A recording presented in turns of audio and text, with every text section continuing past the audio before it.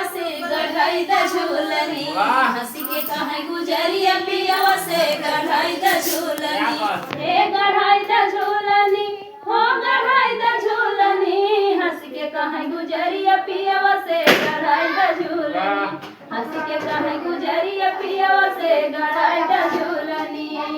कि जब से आयु हमारे घरवा रखलू झूलनी पर दिया नवा जब से आयु हमारे घरवा रखलू झूलनी पर दिया नवा व्याकुल कई नायु पर नवा तू हमार चिरई व्याकुल कई नायु पर नवा तू हमार चिरई एक झूलनी के करनवा पियवा हो बदू समनवा एक झूलनी के करनवा पियवा हो बदू समनवा अपन हाथी देबई परनवा जहर खाई खाई के अपन हाथी देबई परनवा जहर खाई खाई के हंसी के कहे गुजरिया पियवा से गढ़ाई द झूलनी हंसी के कहे गुजरिया पियवा से गढ़ाई द झूलनी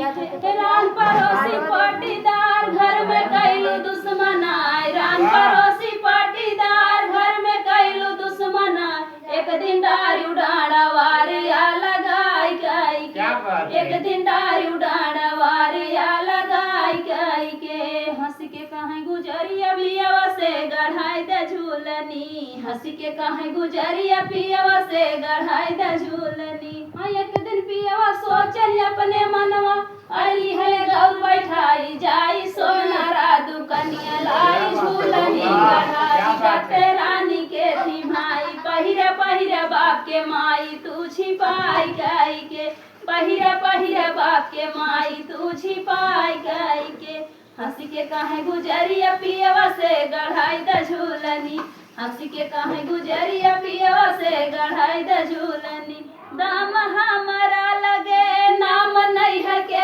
बतायू दाम हमारा लगे नाम नहीं है के बतायू ई जिलेम से बचायू तू हमार चिरई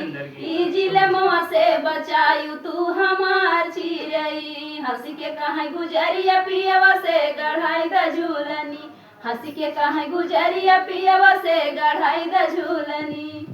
वाह।